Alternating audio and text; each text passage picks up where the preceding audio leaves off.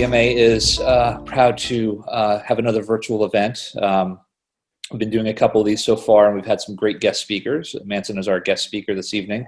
For those of you that don't know him, he's got a very interesting role and history with DeLoreans.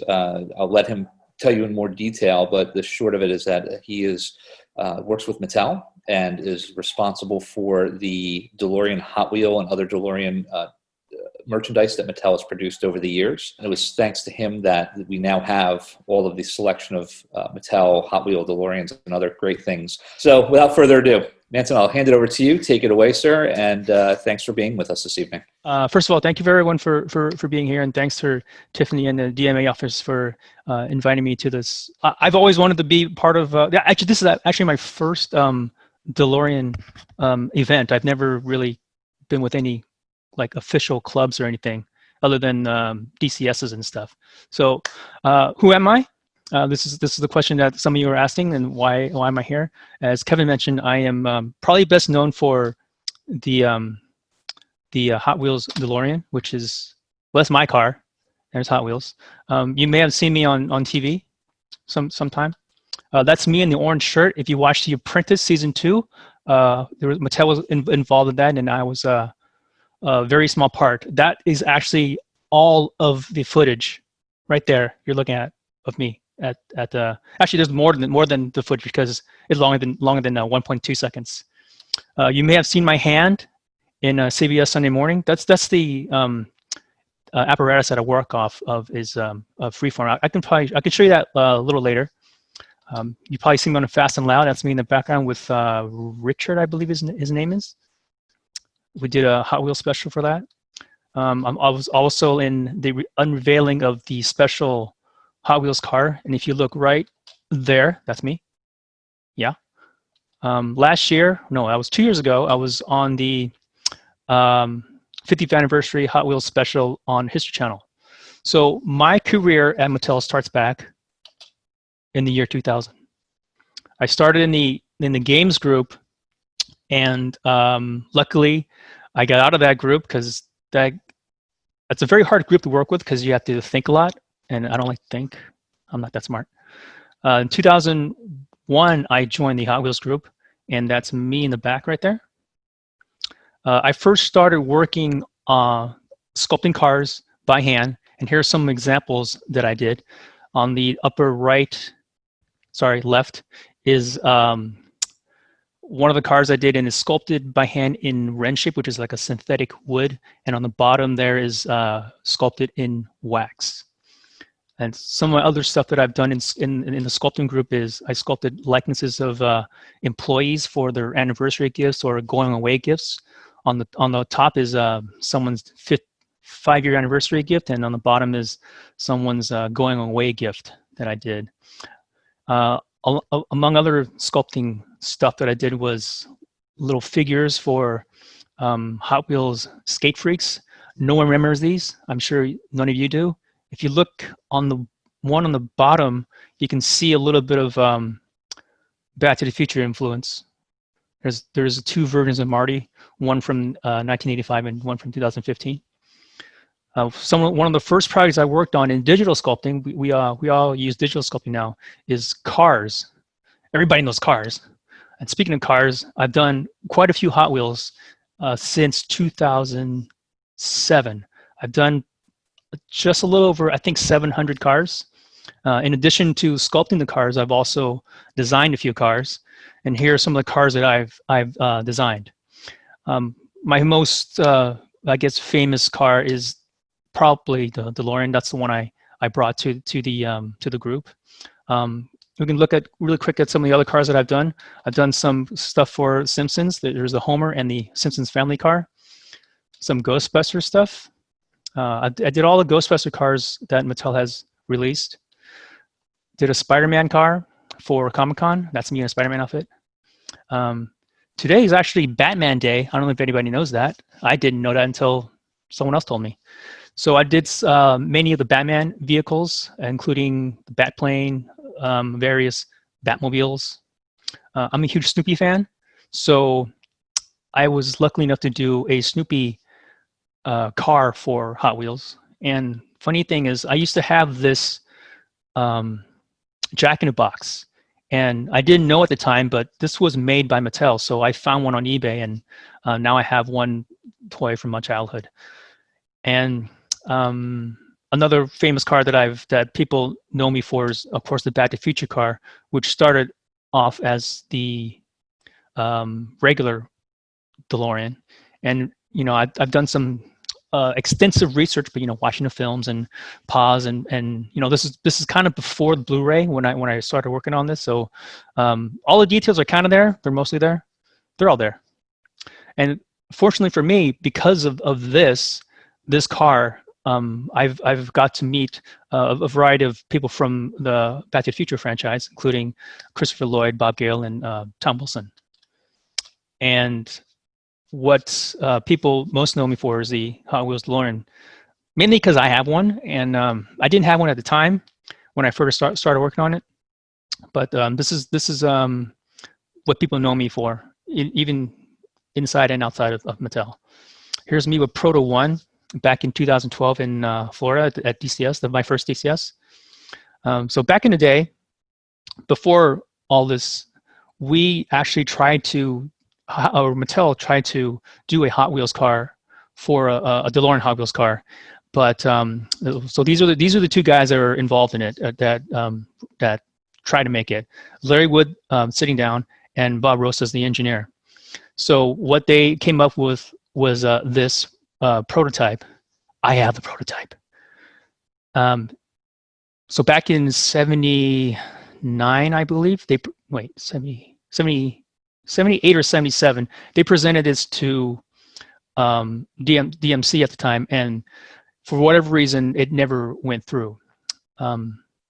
So I also acquired this drawing from eBay. And the funny thing is, if you look at, here's a copy of the invoice from Art Russell, who did the control drawing. Larry Wood did the design. He did the control drawing. And Art Russell, funny enough, he was my teacher when I was in school, and he taught me how to do model making and a little bit about cars. So the guy who almost got the DeLorean into the Hot Wheels line trained the guy who got the DeLorean into the Hot Wheels line. This is it's a 3-up. We back in the day we sculpted in three times the scale, and we shrink it down to about a 3-inch car. And this is the prototype. Only, from what I hear, only 6 of these were made. I don't know if you guys know Matt Sommer. He's the I guess a curator of the DeLorean archive. He owns like 2 or 3 of these. I have one of the other ones. Back in 2012, I brought my production Hot Wheels car to hang out with the unproduced prototypes. So if you look at, this was what we finally released because we want to save money for the tooling. We changed some stuff in the DeLorean prototype tool. We filled out the back window. We changed the hood of the car. I think we changed a little bit of the bumper. And we just called it the Turismo. Oh, and the goofy arrow headlights in the back. I don't know if you see that. So we just call it the Turismo. So that was the end of the DeLorean and Mattel semi-relationship until I tried to, in 2001, bring in a concept car called the Deja Vu, time travel, blah, blah, blah. Because, there was like licensing issues and, I don't want to get into that. And who owned it and blah, blah, blah. So I decided, hey, why don't we do a car that was inspired by it? And I tried to present this. They said no, as usual, because I don't know. They just didn't think that the DeLorean would sell or anything like it would sell. So in 2007, I started working. Actually, I started working on cars in 2005-ish. Yeah. So in 2007, once I acquired some of the skills of working on cars, I decided to work on a DeLorean for myself so I can just model up, print it out, and have one on my desk. And at the end of the day, I just have something that was for me. And if they were to do it, then great. If not, at least I have one for myself. So I started just getting research together, looking on the internet. Of course, I didn't have my car at the time. So this is the process of modeling a car. Start with like the views and just projecting these views onto the clay. It's the virtual clay. I can show you about a little bit later. And, just basically roughing out the shape, adding details like to the back and to the front, putting door cuts and wheel wells, window cuts, and just adding subtle details. This took about 40 hours of work. So once I was done with that, here's a 3D printed prototype next to actually the hood of my car and the production. And I also parted out the thing. That's another about 40 hours of work of basically, Hot Wheels cars are made out of generally 4 parts. You got a chassis, interior, window, and the body, which kind of stacks up on top of each other.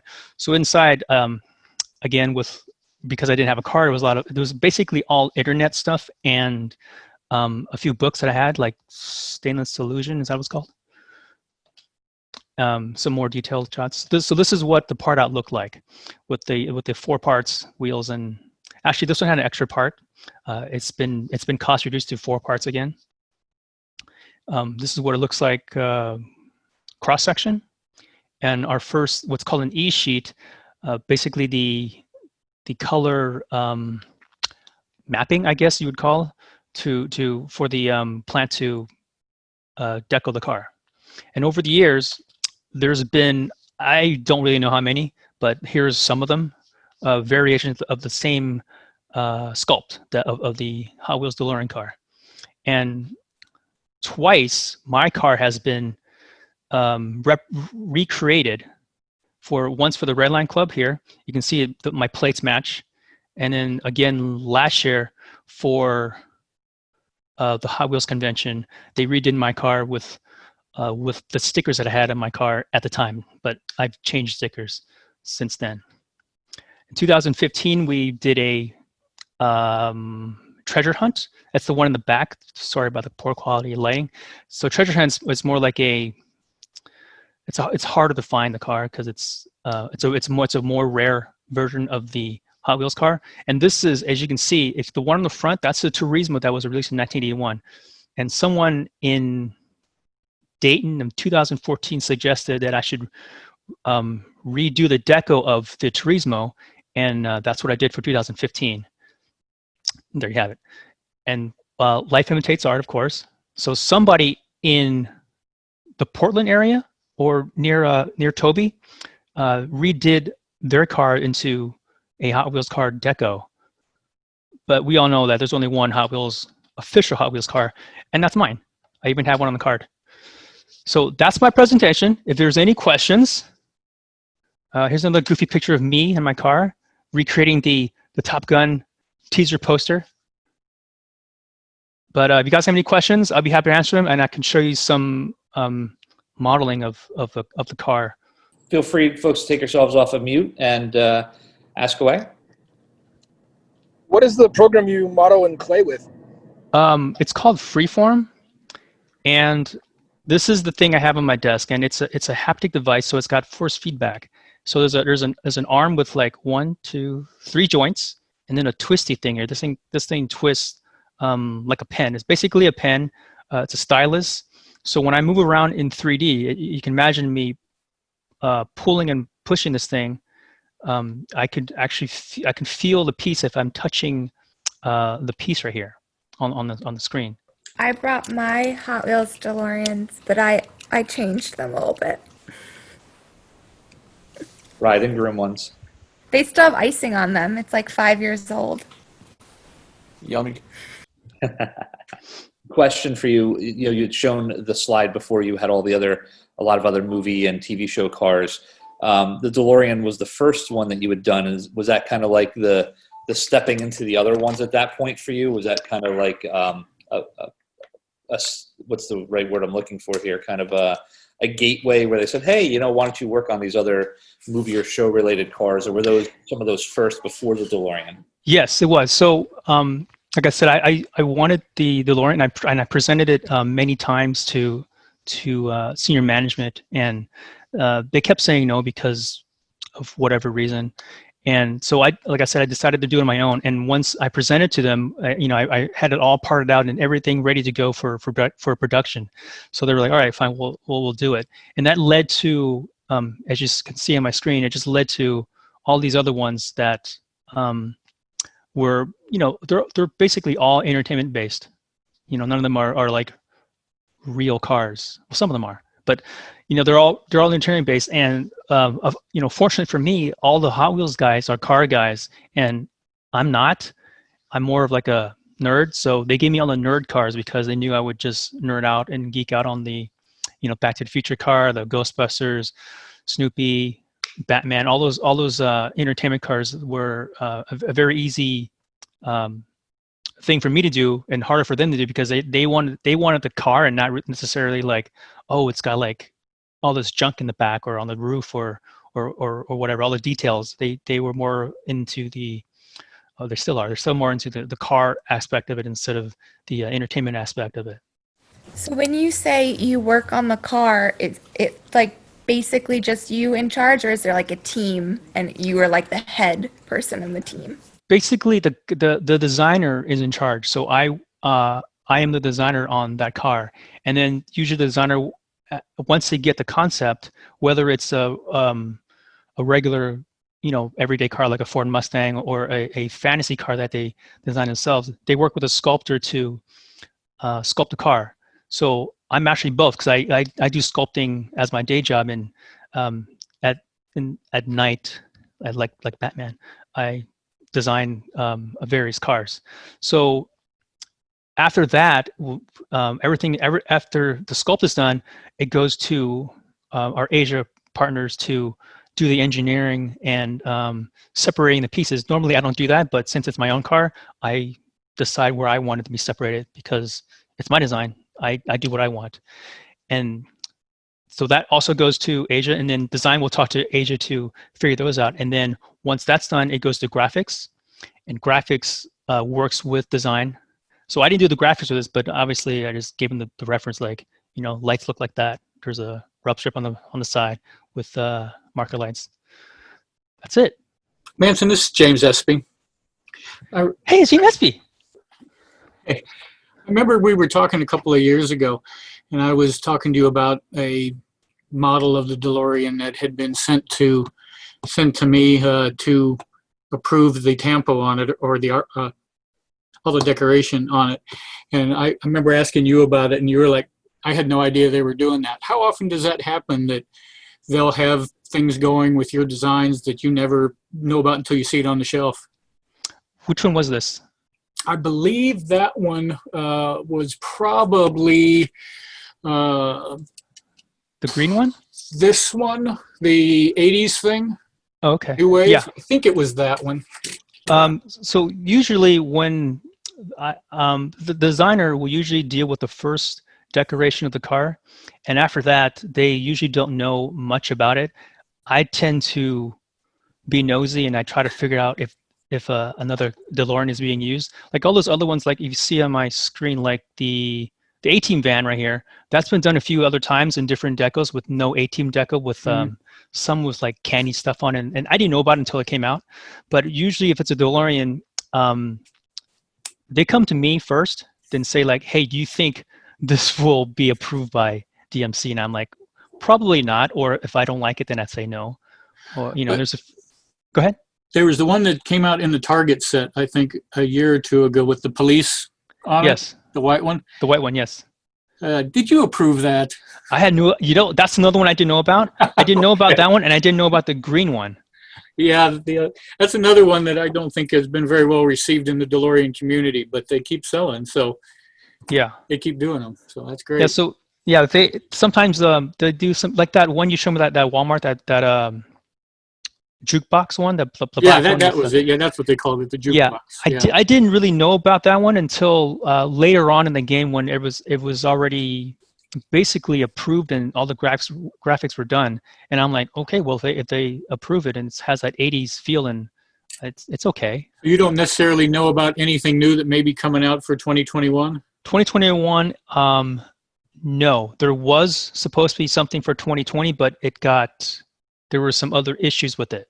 I was kind of hoping that for the 40th anniversary of the introduction next year, we would see something more like a normal DeLorean like we had in 2009, because I think that's what a lot of people just went nuts in the DeLorean community, buying dozens or hundreds of those. So I was hoping they'd do something like that again.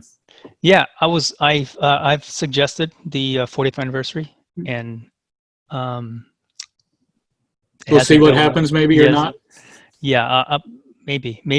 I mean, the good news is the car is already done, so they could just, if they need something to fit in, and I'm not sure if everything's filled up yet, because there's always like a list of cars. I'm not aware of the DeLorean being in 2021, but if something falls out, then we can easily slip that in and replace it. Well, great. Well, who do we send the letters to then to make it happen? Who license? Not licensing. Who do you want to get a bunch of mail there, basically? You can think about it and let us know. Hey, Manson, you at the last DCS that we were at in Illinois, you had told a very interesting story about the I forget what the actual line of the car is. It's the larger scale model, and the DeLorean was set up to be Back to the Future with all three of the movies and the components, and that was kind of, as you had mentioned in that, it was like your swan song. It was you put a lot of heart and soul into that design, and it wound up being a very interesting story as to what happened with that. Are you willing to talk about that and kind of share that story? Because I found it to be very interesting, and I think others would find interest in that as well. So this was supposed to be released in 2016. So this is an 18 scale. We call it the Ultimate Edition, and it was one car with a bunch of parts that you could. This arrow show. Okay, you could switch out the reactor into. Oh, you can add the lightning rod. You can switch out the reactor to Mr. Fusion. The wheels fold down. Came with a hoverboard, and then you can swap out the wheels. Came with a hood box, and also had train wheels. So this was called the Ultimate Edition. It was retailed for like $360, and I actually presented this in anticipation of its release at the Peterson when they unveiled the A car there. And I was so excited, and I said, "Hey, this is coming out. This is going to be great. Check your hobby store and see if you can get one of these things." And what happened at the time, behind the scenes, way on the other side of the ocean, the plant closed down out of nowhere, and no one knew about it. Like, we didn't know about it. Mattel didn't know about it. Some of the workers didn't know about it. The owners of the plant shut down the plant one day. And all our stuff, all our tools were there. Not just ours, also some other companies, because some vendors work with a bunch of other toy companies. So like Hasbro stuff was there, Spin Master, all those other stuff, all in there. All their lines were just basically cut off. We had most of our Elite line, which is the 18 scale stuff. They were all just like gone. We just could not get them back. And to redevelop these tools and all the stuff would have took another year or two. I worked on it for 2.5 years. It also had light and sound. I don't know if you can see inside here. There's a flux capacitor. It lights up. The reason why these bands are here that are ridiculously thick and look really ugly. You can see that it looks worse here. These light up. So when you go through the actions, it actually does the time traveling with the sounds, lighting up, everything flashes. It was actually the ultimate Back to the Future car that was never made. Right now, you can find them on eBay for like $600-700. I mean, they're out there. Many people have them. I'm glad people have them. I put a lot of time into it, but I wish it had a nice official release. Yeah, so when I saw that presentation, when you talked about this story back in one of the previous DCSs, I actually went and I found one on eBay. That's right. It was a little bit less back then, thankfully, price-wise, but I scooped one up, and I have to tell you, this is absolutely an amazingly beautiful design toy with great detail. And it's unfortunate that it never made it out to the public like it should have. Are there any DeLorean Hot Wheels that have the wide stripe? Yes, the second version of it that came out in 2011 had the wide stripe. So this was a general release. So this was the first one. The first year was these three. Obviously the stainless steel looking version with the gold one was the second release, and then the third release that same year in 2010 was the black one, because I think black was the most popular color that's been painted. Next would be red, I believe. So in 2011 it was this one here. You can see the stripe there. Do you see that? Yeah, it's there. And I think this is Boulevard 2012. This is 12, I think, or 14. But this one here is a 2012 with opening doors. That's a rare one from the Red Line Club. Those are going on eBay for like $100, which is ridiculous, but I guess that's what they go for. I think you were being modest with that one that came out for the Hot Wheels, Hot Wheel collector thing. That was kind of a big deal for you, as I understand it. Weren't you the featured designer at the event? So every year there's two Hot Wheels conventions, one in the spring and one in the fall. The fall one is in LA because we're here, and then the one in spring is in the east somewhere, or in the this one was in Chicago, so sort of in the middle country towards the east. And I was honored as the dinner guest, because every year there's a dinner guest for Hot Wheels convention. And I was the honored dinner guest for this convention in Chicago last year in April of 2019. And you get to select your car. So obviously I selected this car, and this car had not been produced since 2012 with the opening doors. So we had to find this thing, and we didn't know if it even existed anymore because it had been 7 years since we last used this casting. And the great thing about this is this is the one what I wanted to happen with the RLC version, which is this one here. Right, it's chromed. This is what the back looks like. Wait, back of it looks like. So for this one, we actually had guys after being molded and casted. We had a guy sitting there, or a bunch of guys sitting with sandpaper and sanding the grain on these. So if you are able to get one of these, it actually has grain on it, and it's a direct replication of my car with stickers and license plate, all those little details at the time of when I made the car, because now I changed some stickers around. And this was a limited edition as well. They only yes. made 3,000-4,000 or something, right? Yeah, the limited to 4,000, just like the RLC version, the Chrome version. Both were limited to 4,000, and I think they're both going for about $100 on eBay. Like, go check now, go. All right. Well, Manson, we would like to once again thank you for spending your time this evening with us. This has been a great bit of information. Even those of us, myself, I've seen your presentation before. I still enjoyed every time. It's very interesting material.